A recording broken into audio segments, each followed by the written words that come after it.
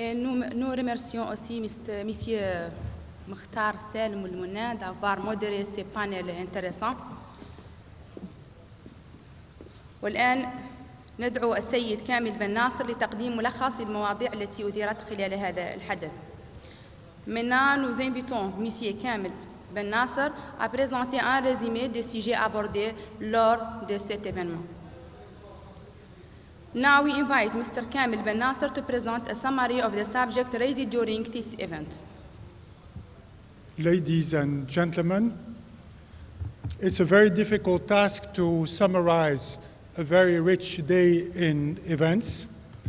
And if I may, I'm going to switch to French because it's the language of the majority. We could have done it in Arabic, but let's do it in French. Je voudrais tout d'abord souligner que cette journée a été marquée par la présence de son Excellence le Président, qui a montré son intérêt pour la démarche que le secteur est en train d'accomplir et pour encourager à faire les progrès qui ont été indiqués dans cette journée. Nous voudrions féliciter aussi le ministère du pétrole, des mines et de l'énergie, le ministre lui-même qui a porté beaucoup d'intérêt au programme de la journée, plus l'équipe. Nos remerciements vont aussi aux présentateurs, aux panélistes, aux modérateurs et aussi, bien sûr, à l'audience distinguée que nous avons aujourd'hui. Il est très clair que la transition énergétique présente des opportunités formidables pour la Mauritanie.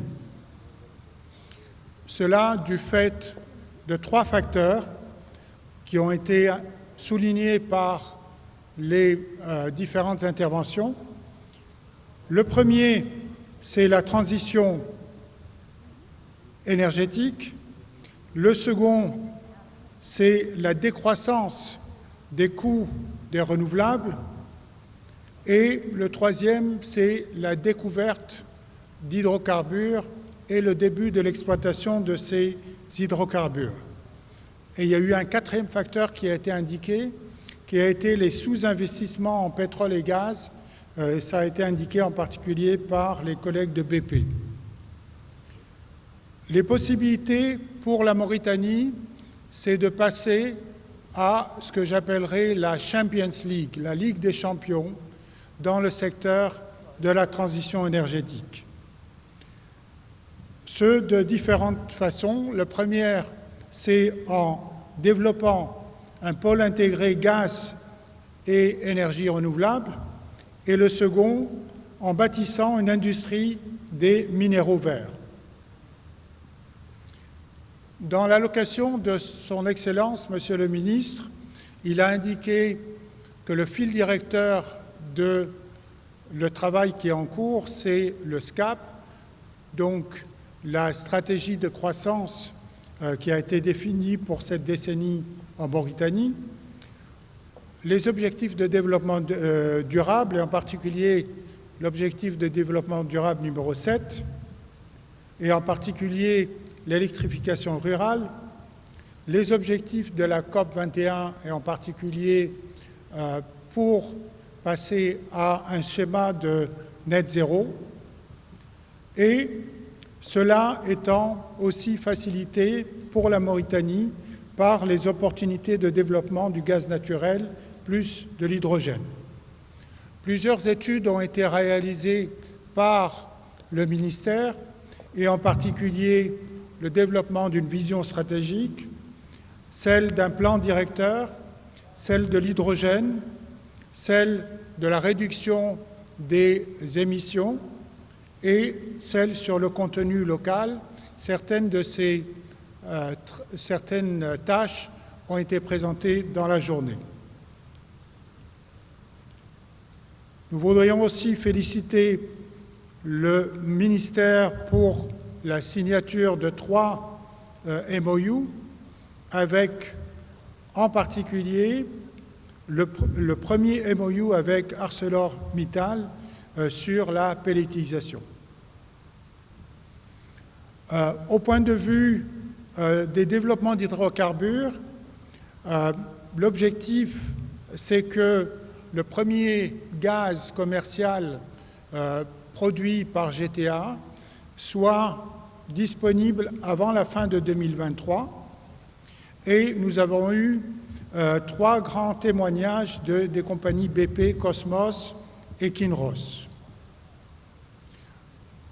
Il a été aussi indiqué que les ressources découvertes en Mauritanie et qui ne sont pas encore exploitées, comme le champ de Birala avec 50 trillions de pieds cubiques, ont aussi énormément d'avantages tels que le faible contenu de CO2, et il y a la possibilité d'avoir un schéma de développement accéléré pour la commercialisation et aussi une expansion qui inclut l'ammoniac bleu. En anglais, on dit « the future is bright ». Et finalement, Kinross a mis l'accent sur son investissement sur la sustainability et en particulier le fait qu'ils pourront utiliser dans le futur 34 MW de solaire plus le stockage à partir de batteries. Le panel numéro 1, que j'ai eu l'honneur de modérer, a commencé par une présentation de Gaffney Klein sur la vision stratégique pour les hydrocarbones et 4 phases qui ont été déterminées d'ici à 2050. Nous avons eu aussi le plaisir d'écouter une excellente présentation de PCM, d'Alessandra, avec le plan directeur pour le gaz naturel et pour le pétrole, qui a fait une analyse d'opportunité, qui a couvert non seulement la partie production, mais la partie utilisation du gaz naturel. Les projections sont de l'ordre de 20 milliards de dollars pour le gaz naturel et à peu près 0,7 milliards de dollars pour le pétrole.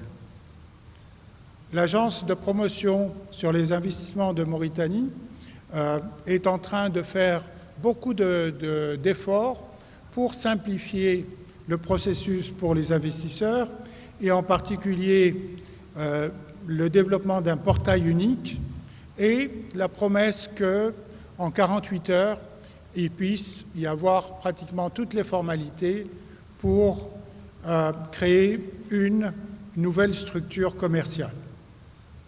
Et la PIM a aussi indiqué que le comité sur les investissements était honoré par la participation de son Excellence, Monsieur le Président de la République islamique de Mauritanie.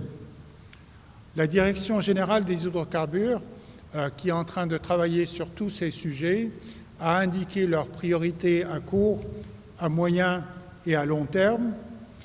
Pour la Société mauritanienne des hydrocarbures, l'effort est pour la structuration, pour changer de vitesse et passer en vitesse supérieure pour ces développements qui sont en cours ou à venir et pour devenir un acteur principal dans ces développements avec les compétences pour suivre les projets et dans le futur aussi diriger les projets. Somelec a décliné ses objectifs à 2030 avec 100% d'électrification rurale et 50% de renouvelables. Et cela nécessite en particulier une restructuration pour une viabilité financière en un opérateur qui soit régulé et avec 3 filiales autour de la production, transport, de la distribution et de l'électrification rurale. Nous avons eu ensuite un excellent panel sur les énergies renouvelables et l'hydrogène à bas carbone. Et donc, nous avons eu une vision de la Banque mondiale, de Susanna, qui a montré en fait le rôle de l'hydrogène dans le monde avec les perspectives de développement et qui a aussi parlé des challenges pour le développement de l'hydrogène à bas carbone, et en particulier le prix de l'hydrogène, les infrastructures, la question de l'eau, et aussi les problèmes technico-financiers et économiques, et indiquer la disponibilité du support de la Banque mondiale. Afri a parlé dans le cadre de son projet avec le ministère du potentiel en hydrogène, avec 20 millions de tonnes d'hydrogène, dont 8 seraient de l'hydrogène bleu et 12 de l'hydrogène vert, et la possibilité de développer une industrie de l'acier vert jusqu'à 18 millions de tonnes par an, et la possibilité aussi d'avoir de l'hydrogène à presque 1 euro le kilo. CWP a parlé de l'ambition du projet d'Amman avec 30 gigawatts et ensuite l'impact potentiel sur l'emploi et le PIB de la Mauritanie. Chariot a aussi parlé des ambitions de Nour et en particulier les 10 gigawatts et avec une ambition d'arriver à moins de $2 par kilo d'hydrogène. Ils ont aussi parlé de certains facteurs d'incertitude et nous avons eu aussi le plaisir d'avoir la présentation de Haidal, qui travaille sur le développement de hubs d'hydrogène et la nécessité de l'intégration de la chaîne de valeur et de l'infrastructure de transport. Esmaïl Abdel Fattah, qui est chargé de mission pour l'hydrogène, a parlé en fait des ressources au point de vue qualité et qu'ils mettent ces ressources dans une classe mondiale. Et ensuite, le professeur Ahmed Hawa a parlé de l'importance de l'intégration de l'innovation dans le PIB et en particulier l'objectif d'arriver à 1% du PIB dans l'innovation. Nous sommes passés par la suite à la troisième phase qui est la partie de métal vert.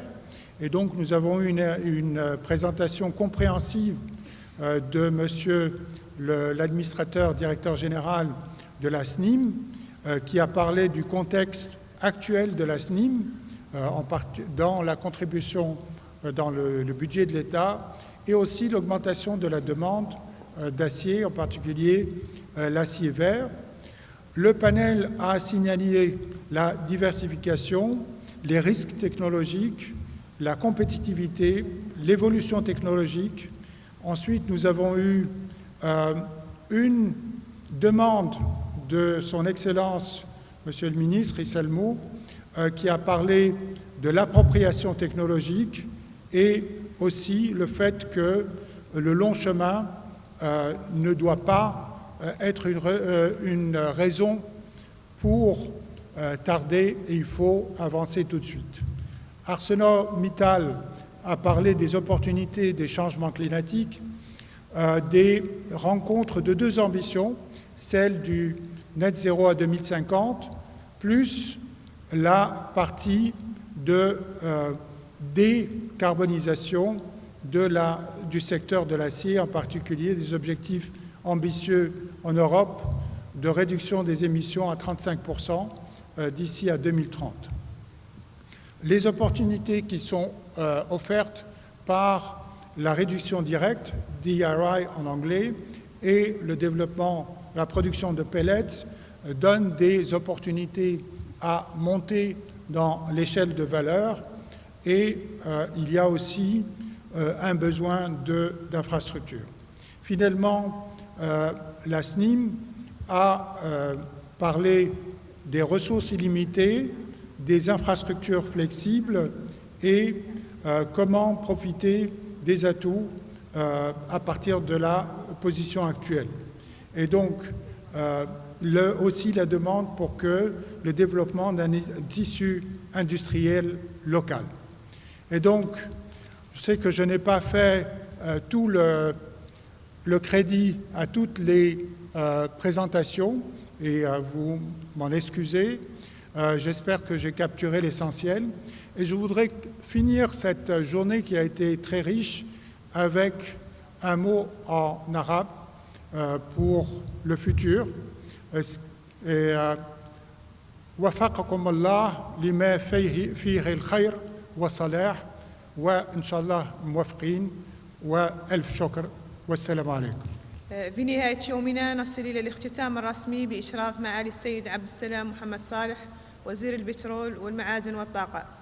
À la fin de notre journée, nous arrivons à la clôture officielle par son Excellence, Monsieur Abd Salam Mohamed Saleh, Ministre du Pétrole, des Mines et de l'Énergie. At the end of our day, we reach the official closure by His Excellency Mr. Abd Salam Mohamed Saleh.